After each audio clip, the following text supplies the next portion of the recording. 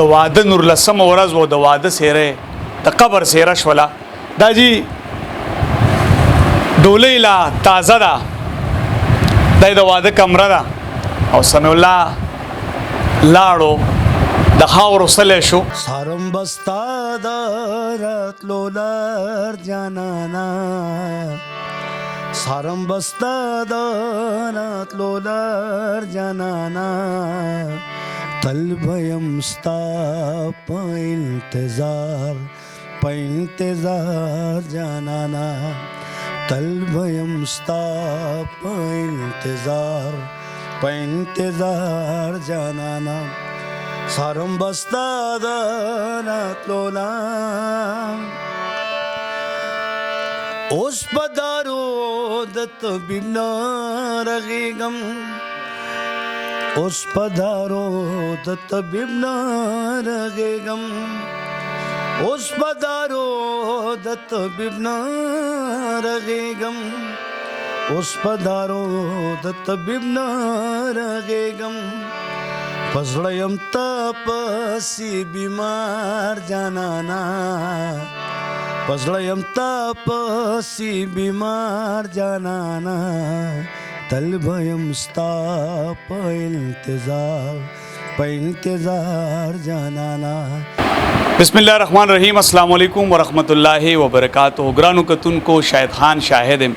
موجود مجی تخبئی کالج کالونه کې دلته او داسې سانحه مخې ته راغلې ده چې د هر پښتون د هر مسلمان زړه په درد کوي او دماغ په کار پرېږدي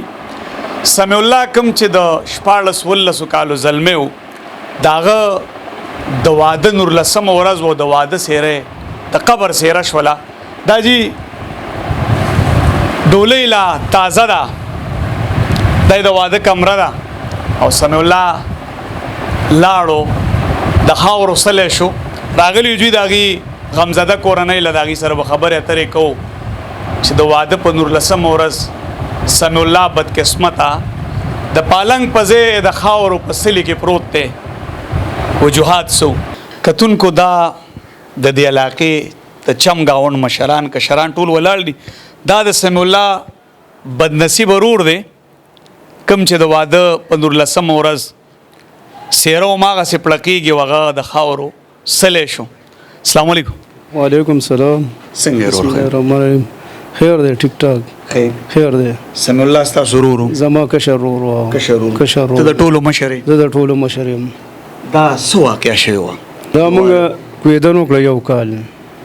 یو کال هم کویدن وکړه لکه دې دا نه ویله چې دا لږ زمانه دی خو او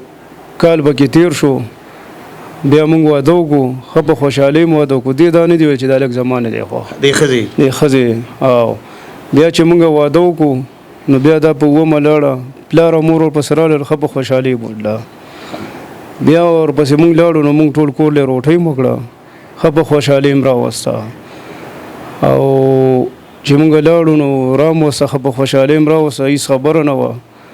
بیا د دې جینۍ د ترور د لور ختم و نو هغې له م لاړه ښه په خوشحالۍ موږ بوټله غم له او ښه په خوشحالۍ رالو بیا دویمه ورځ پس بیا د دوی څه مسله به راغلی و بس خبره به وران شي زما د ورندار بس تمانچه راواغسته او زما ورور یې ویشتو چې زما ورور یې ویشتو نو چې زه دننه ورغلم کوټې ته زما د ورندار څه تمانچه لاس کې وه چې تمانچه لاس کې وه نو بس زه په خپل ورور باندې شوم چې ما خپل ورور باندې زه شوم نو د ورور په دغه غم باندې شوم اورې نو چې بیا راوتم نو جینۍ مې کته جینۍ نه وه چې بار راووتم نو د دنیا خلک راجمع شوي وو یو میله وایي څه کې بل میل څه کوم بیا راته وایي راپورټ کې مال ولې نه کوم مال جینۍ زما د مخې زما ورور په دې سر ویشتو بیا زه په هغې شوم چې زه راوتم نو جینۍ نه وه نو بیا چې د کلي خلک راغونډ شو نو بیا یې ما ته ویل زه چې راپورټ وکړو بس ما سره حاجي صاحب شو دی کوټو نه کو نو بیا موږ لاړو د نیرغاړه د دلاور هوټل سره دا موبایل ودرېږي جینۍ د روډ د پاسه بیا پولیسو گرفتار کړه د ساړوشا پولیسو د خدای پاک ډېر ښه وکړي دلته نه تښتېدلې وه او دې ځای نه تښتېدلی و چې موږ سره ډېره همدردي وکړه او بس دا خبره دا اترې رشته مخپلو کې کړې دا و رشته باري کې وه دا هم زمونږ خپل نه و دا هم پردو کې کړې پردو و کې هم کړی وه په جی تعلق مو کړې و بس زما دوه خویندې واده وي دغه د چنچلو خټ کې هغوی تلل کور ته نو هغوی ته د ګاډي ټیر پنچر شو هغوی نو اوښې مو ورته ویله چې تاسو دلته کښېنئ او زه د ټیر کې پنچر لګوم او زر راځم نو بس کور د سړک سره خوا کې داسې یو ځای و نو بس هغوی ویل چې راشه اوبه به مونږ زر وڅکو بس زر به راوځو نو چې دوی هغه کور ته ورغلل نو په هغه کور کې 2 جینکۍ وې نو زما د خور هغه یو جینۍ خوښه شوه نو ورته یې ویله چې زمونږ یو ورکوټی ورور دی خو دا لور مونږ له راکوي چې مونږ راشو نو هغه ښځې ورته ویله جینۍ مور و چې تاسو بیا راشئ زه به پرې پلار سره هم سلا وکړم او مونږ به په خپل منځ کې هم سلا وکړو کو نصیب یې شي او تاسو له به مونږ درکړو نو هغه چې بیا دلته رالل ما ته ویله چې دغه شانتې مونږ جینۍ خوښه کړې ده نو ما ورته چې ګوره زه د یو خبرې نه هم نه وروسته کېږم دا دی زما ماشوم ورور دا لا د واده نه دی ما سوچ سمجھ ته پرېږدی چې دا د واده شو دله به زه ښځه وکړم نه وایي ته خیر دی رور یې او ته به مونږ سره ځې او سبا ګوره دا ورنداریانې دي یا به له خدمت کوي یا به له نه کوي ما به ورته ویل د خدمت نه به الله پاک نه پاتې کوي نو بس کو هغوی شو او کو زه شوم نو هغه خویندو زه دغه کړم مجبوره کړم بس زه ورسره لاړم چې زه ورسره لاړم دوی مونږ ته مخې سره بس ښه وکړل چې مونږ درکړې ده یعنې دا څه پېژنګلو نه وه هېڅ پېژنګلو زمونږ ورسره لاروي رشته وشوه لاروي رشته وه بس نصیب شی او بس وشوه اچھا سړی چې په میله کې څاروی مالي لږ چال چلنې چې کوي چې دا تپوس هر سم کړی دی هغه هوټل والو نه هم تپوس کړی و هغه ویل دا خلک ښه خلک دی هلته یو هوټل نور خو څه ګاونډیان ماونډیان یې نه وو بس د دوی یو کوارټر و او دوی د پېښور نه راغلي وو چا پېژندل هم نه بس نوي راغلي و بس زمونږ ورسره رشته وشوه رور لاړو رور لاړې کوټه خالی پاتې کوټه خالي شو هر څه راته بس خالي پرېښودل اورې مور او پلار دې ژوندي دي مور او پلار مې مړه دي دغه رور مې داسې مې غټ کړی لکه د بچو دا ما نه وی چې دا زما رور دی اورې بس د بچو مې غټ کړی و اوس زما حکومت ته دا درخواست دی ډي پي او ته ډي آی جي ته هر یو محتمې ته مې دا درخواست دی چې زمونږ غریبانان یو زمونږ هېڅ څه وس نه کېږي د دې چې کومه سزا ده هغه سزا دې دې ته میلاو شي او که میلاو نه شوه ما خو ورسه حکومت ته پرېښي دي بیا چې زما د لاس خپو نه څه دغه وشو نو بس بیا به ما نه ګیلې مالې نه کوئ السلام علیکم وعلیکم السلام څنګه تاسو تاسو خیر دي صحت هم ښه ده په خیر علی هر کله راشئ شرقیم نامه مې ده د دې حلقې د یونین کونسل سابقه ناظم د تاجرانو مرکزي انجمن تاجران تحصیل تربیه جنرال سیکرټري په حیث د دې علاقې د یو ذمہ دار شخصیت په حیثیت باندې چې کوم ځانو د دې واقعا موږ چې کوم ځانو د چم گاوند خبره ده د ماشومان چې کوم ځانو سره لکه د خپل بچو لوي شوي دي والدین دلته پاتې شوي دي انتهایی شریف خلک دی انتهایی مزدورکار خلک دي خو بعد خبرې الهی راشي څنګه چې د بچي خپل هغه روداد او خپل کهاني چې کوم ځانو د سکرین په ذریعه چې کوم ځانو عوامو ته وړاندې کړله نو یقینا چې په دې کې یو ډېر لوی عبرت او سبق پروت دی ټولو نه وړاندې خو موږ تاسو شکریا ادا کوو چې تاسو مختلفو چینلو والا هغه راځي او هغه د دوی سره په خپل غم کې چې کوم ځانو شریکېږي هر سړی په غم کې چې کوم ځانو خپله حصه اخلي او چینل والا حضرات راځي هغوی چې کوم ځانو د دوی دا غم د دوی دا درد دا چې کوم ځانو بالا حکامو ته او معاشرې ته چې کوم ځانو په سکرین باندې پیش کوي نو په دې کې یو لویه عبرت هم شته او سبق پکې هم شته د معاشرې دپاره موږ د میډیا شکریا ادا کوو چې هغوی لګیا دي خپله یو خدمت کوي هغه ورځ یوسف جان به یې راغلی و هغوی هم چې کوم ځانو دا انټرویو اخیستله نو یقینا چې په دې باندې بحث کول ځان له یو لویه کهاني ده خو به هر کیف د معاشرې دپاره زه د ټولې معاشرې ته د یو ذمہ دار فرد په حیثیت د یو ذمہ دار شهري په حیثیت چې کوم ځانو زه د خپلې معاشرې ته دا اپیل کوم د دې چینل په وساطت سره چې دا تاسو په غور او په توجه سره دا خبرې اورئ او ګورئ د دې کې یو ډېر لوی عبرت او سبق پروت دی د هغې نه یو عبرت او سبق حاصلول پکار دي څنګه زموږ د ریپورټر صاحب چې کوم دی نو وایي چې یاره څوک په میله کې څاروی هم اخلي نو د هغه چال چلن او کړه وړه ګوري چې آیا د کې څه نقص ډیفیکټ خو نشته چې دا موږ حاصل کو اگر چې هغه وختي ته ورسېږي او دا رشته کول خور لور کول یا چا له خپله خور لور ورکول دا د زړه غوښې دي د زړه تړون دی د دوو خاندانونو د دوو ممبرانو په منځ کې چې کوم یو ډېر لوی اهمیت لري. واده نه پس د دوی څه جنګ جګړه داسې څه شوي هیڅ جنګ جګړه هم نه وه شوې څه خفګان نه هیڅ خفګان نه دی راغلی او دوی ځان له پاتې کېدل دوی به ځان له دې کور کې پاتې کېدل او زما خور به اوسېده ورسره پیغله خور مې و هغې بس زه پرېښی وم بل رور یې پرېښی و هغه ویل چې راشه دا مې کشر رور دی و کشر او رندار مې ده نو د هغوی سره دلته وخت تېروو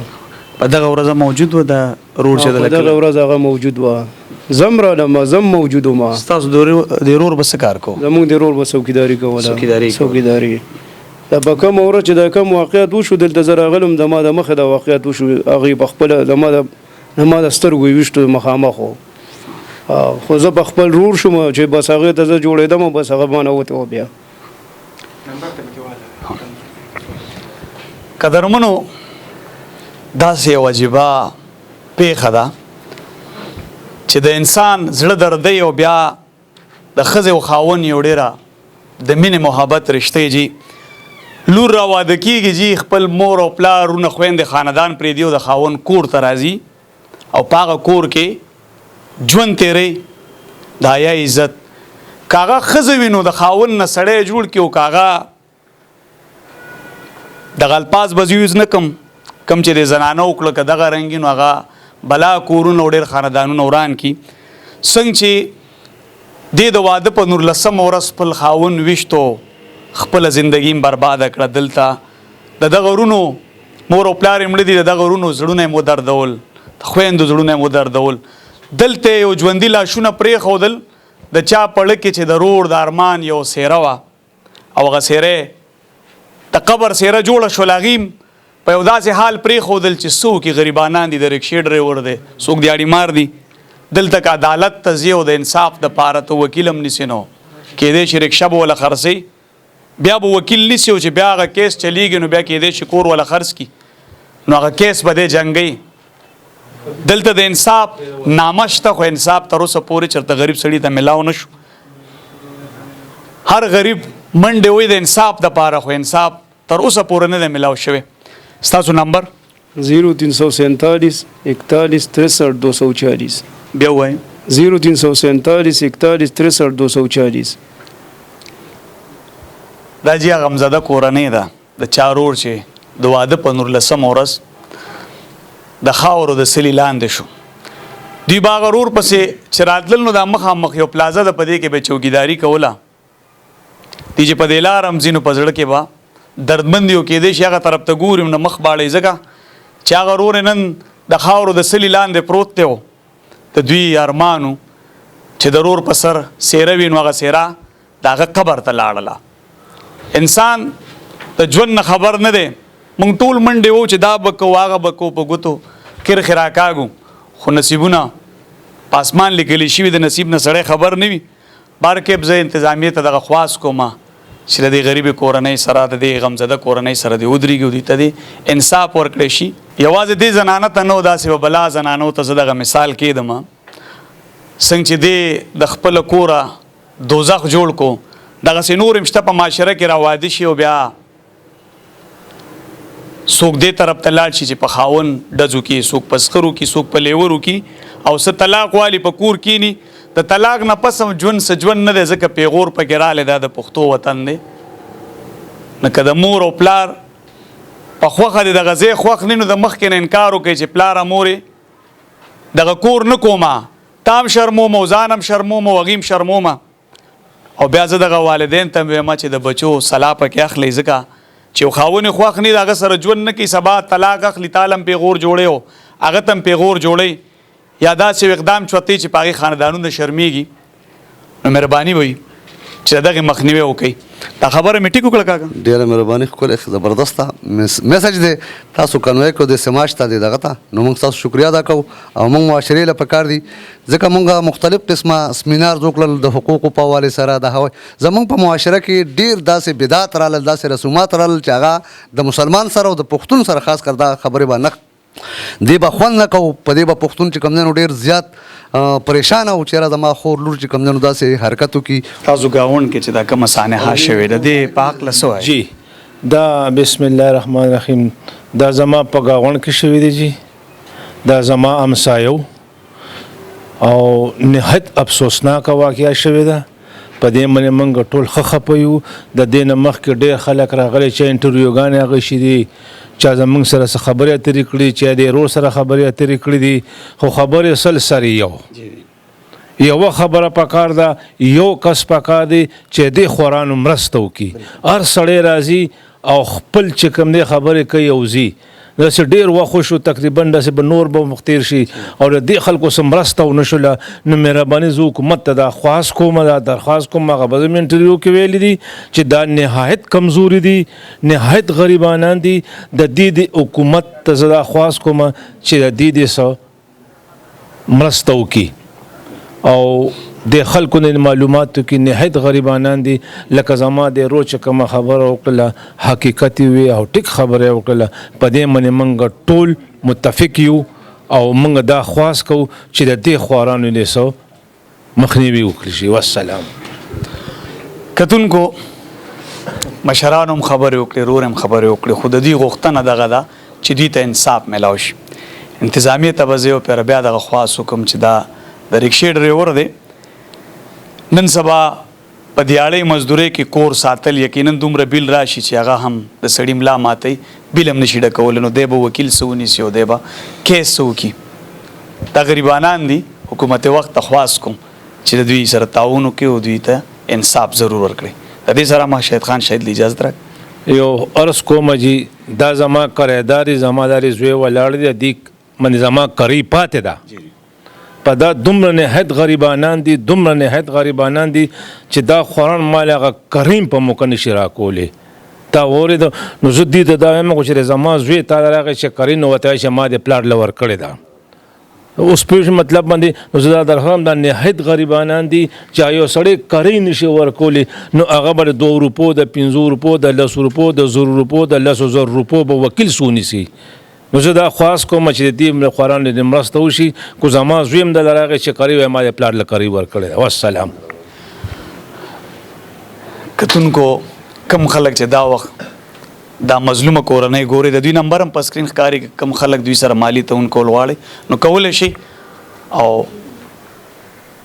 اعلی چارواکو ته به زه بیا د دوی دا غم مخې ته کېدم چې د دوی سره دي انصاف وکړی شي. د دې سره ما شهید خان شهید له اجازت راکړي. د الله په امان.